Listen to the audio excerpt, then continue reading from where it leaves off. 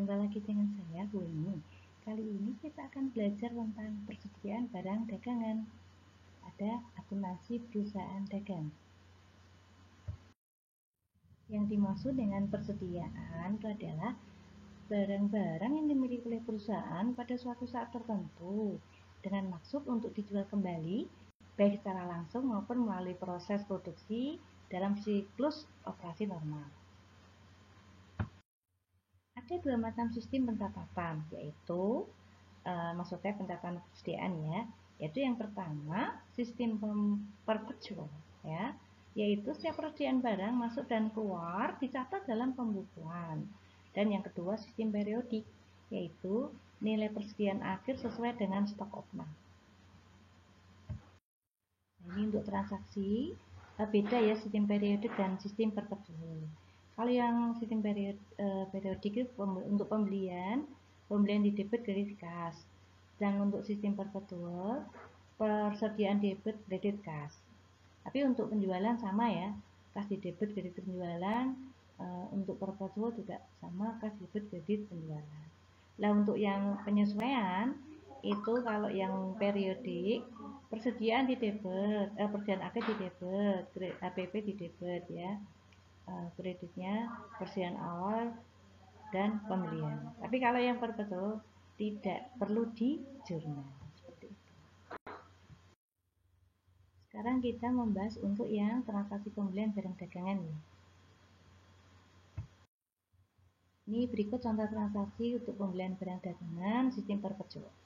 Saya pembelian tunai ya, contohnya dibeli barang dagangan tunai sebesar 1 juta rupiah, maka jurnalnya persediaan barang dagang 1 juta rupiah di debit, kreditnya kas 1 juta rupiah di kredit.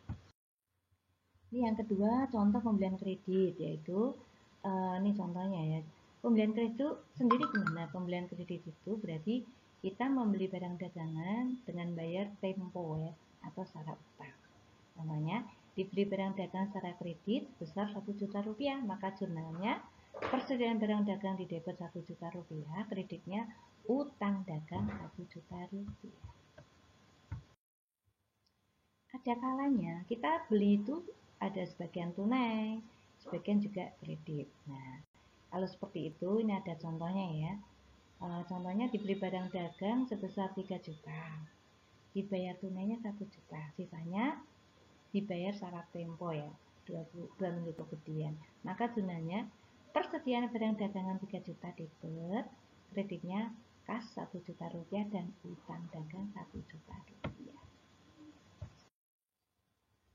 Ini contoh lagi ya. Contohnya misalnya tanggal 1 bulan 1 dibeli barang dagangan sebesar 3 juta rupiah dengan syarat.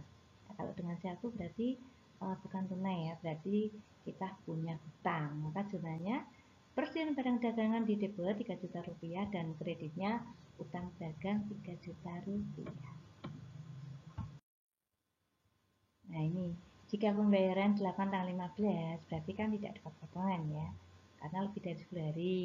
Maka saat membayar ya berarti utang dagang di debit 3 juta rupiah, kreditnya kas 3 juta rupiah. Seperti itu. Ada kalanya perusahaan itu terpaksa mengembalikan barang sudah kadung dibeli atau namanya retur pembelian, mungkin karena rusak, karena cacat, ya karena tidak sesuai pesanan seperti itu. Maka ini ya, jadi barang bisa kita kembalikan karena tidak sesuai pesanan. Jadi contoh, tanggal 2 bulan 1 dikembalikan barang dagang yang telah dibeli tanggal 1 bulan 1 sebesar 300.000 rupiah karena rusak.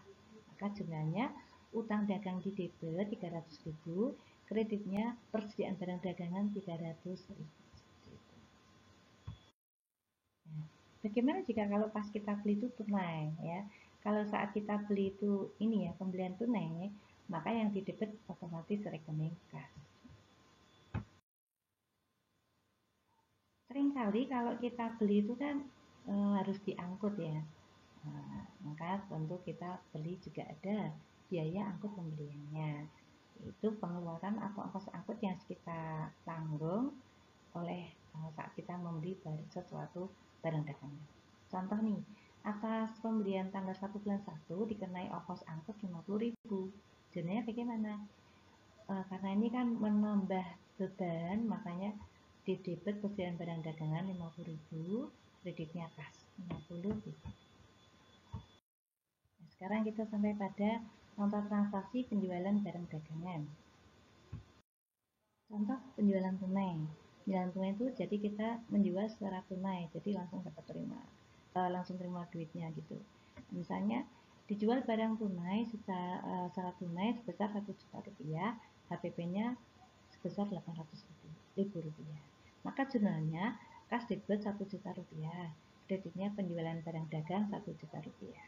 Lalu yang didebit lagi adalah harga pokok penjualan 800.000 rupiah dan persediaan barang dagangan 800.000 rupiah. Ada kalanya kita juga menjual barang secara kredit ya. Jadi kalau kadang tunai itu susah, kredit mungkin orang tertarik ya, terpaksa jual secara kredit. Jadi kita belum terima duitnya gitu ya, karena ada tempo pembayaran. Maka ini contoh ya, dijual barang dagang secara kredit 1 juta rupiah, HPP 800.000, maka jurnalnya piutang dagang 1 juta rupiah, kreditnya penjualan barang dagang 1 juta rupiah.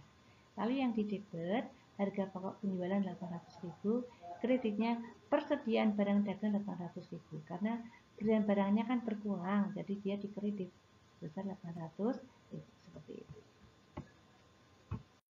Nah, bagaimana kalau kita menjual barang dagang itu ya ada tunainya, ada kreditnya ya. Jadi sebagian sudah kita terima duitnya, sebagian masih diutang. Ini contoh ya, dijual barang dagang sebesar 3 juta, HPP-nya 2 juta setengah, dibayar tunai baru 1 juta, sisanya dibayar tempo 2 minggu gitu. Maka sebenarnya kas didebit 1 juta rupiah, piutang dagang didebit 2 juta rupiah ya. Kreditnya penjualan barang dagang 3 juta rupiah, HPP-nya didebit 2 juta setengah, kreditnya persediaan barang dagang dikredit 2 juta setengah atau 2 juta 5. Ini jika penjualan dengan syarat ya, berarti kan kita jualnya secara kredit ya. Ini gimana caranya ya? Contoh nih, tanggal 1 bulan 1 dijual barang dagang secara sebesar 3 juta rupiah, HPP-nya 2 juta setengah, syarat ya. 2 bulan 30 berarti dapat potongan 2% kalau 10 hari atau paling lama 10 hari, dan maksimal pembayaran 30 hari. Jurnalnya bagaimana? Jurnalnya piutang dagang didebit 3 juta rupiah, kreditnya penjualan barang dagang 3 juta rupiah. Lalu harga pokok penjualan didebit 2.500.000 rupiah dan persediaan barang dagangan kredit 2.500.000 rupiah. Jika pembayarannya terjadi tanggal 9 bulan 1, berarti kan kita nerimanya tidak penuh ya, karena kita harus memberikan potongan 2%. Maka kasnya 2 juta didebit ya, 2.950.000, debitnya lagi potongan penjualan yang kita berikan ini ya, 2% dari 3.060.000 ya. Terus kreditnya piutang dagang 3 juta rupiah. Nah, gimana jika pembayarannya tanggal 15? Kan lewat 10 hari. Jadi kita tidak wajib beri potongan. Maka jurnalnya saat kita menerima pembayaran, kas didebit 3 juta rupiah, kreditnya piutang dagang 3 juta rupiah. Ada kalanya kita menerima pengembalian barang. Jadi barang sudah kita jual, dikembalikan lagi mungkin karena rusak ya. Jadi kita menerima retur penjualan. Ini contoh nih, tanggal 2 diterima barang yang telah dijual sebesar 300.000 rupiah, HPP 250.000 rupiah karena rusak. Maka jurnalnya retur penjualan didebit 300.000 rupiah, kreditnya piutang dagang 300.000 rupiah. Lalu persediaan barang dagang didebit 250.000 rupiah. Kenapa didebit? Karena barang kembali pada kita. Lalu kreditnya harga pokok penjualan 250.000 rupiah. Seperti itu. Nah, jika saat penjualan tunai bagaimana? Saat penjualan tunai maka yang kredit adalah rekening kas. Seperti itu. Ada kalanya kita juga mengeluarkan biaya angkut penjualan ya. Jadi contohnya nih, atas penjualan tanggal 1 bulan 1 dikenai ongkos 50.000 rupiah. Maka jurnalnya biaya angkut penjualan didebit 50.000 rupiah, kreditnya kas 50.000 rupiah. Terima kasih sudah menonton video, sudah menyaksikan video saya. Semoga bermanfaat dan sampai jumpa pada video-video saya berikutnya. Wassalamualaikum warahmatullahi wabarakatuh.